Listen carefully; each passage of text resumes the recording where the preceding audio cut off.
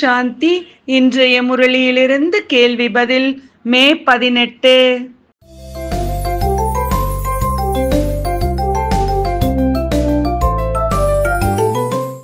சிவன் அனைவருக்கும் எதை நினைவூட்டுகிறார்?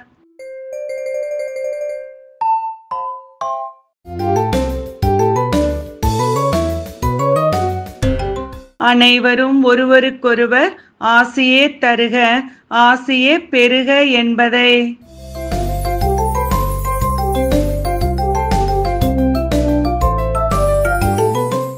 சாபம் பெறுவது என்பது எதற்கு ஊறு விளைவிப்பதாகும்?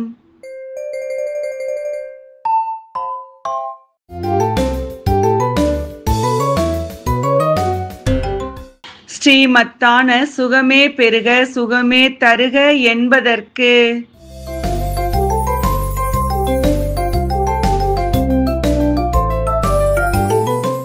எதன் அடிப்படையில் இந்த நாடகம் வெற்றியாக அமைக்கப்பட்டுள்ளது?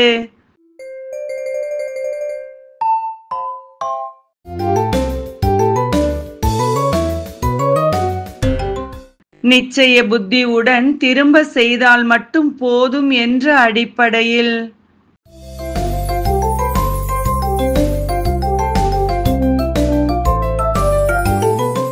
இறுதியில் வந்தாலும் முதலில் வருவதற்கு பரமாத்மாவிடம் இருந்து என்ன கிடைத்துள்ளது?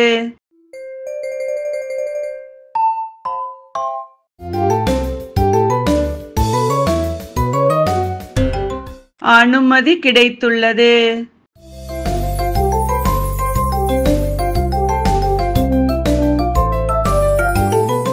இப்போது துக்கம் அதிகமாக உள்ளது, இன்னும் அதிகரிக்கும். அதனால் என்ன செய்ய வேண்டும்?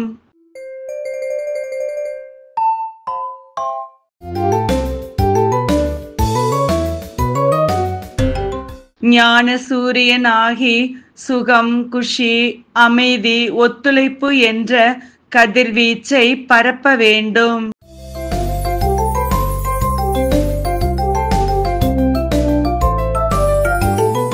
ஹோலி மனிதர்கள் கொண்டாடுவதற்கும் ஞானிகள் கொண்டாடுவதற்கும் உள்ள வேறுபாடு என்ன?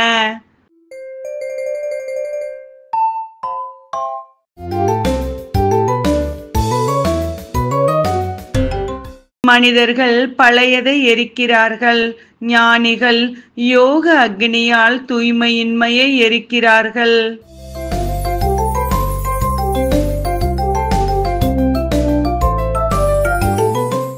மானுடலை விட ஒளி உடலில் அதிக உதவி செய்ய முடியும். சரியா தவறா?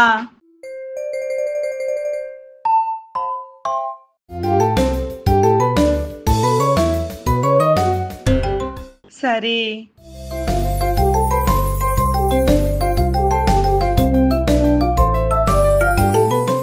இன்றைய முரளியில் முக்கியமாக என்ன கூறப்பட்டுள்ளது?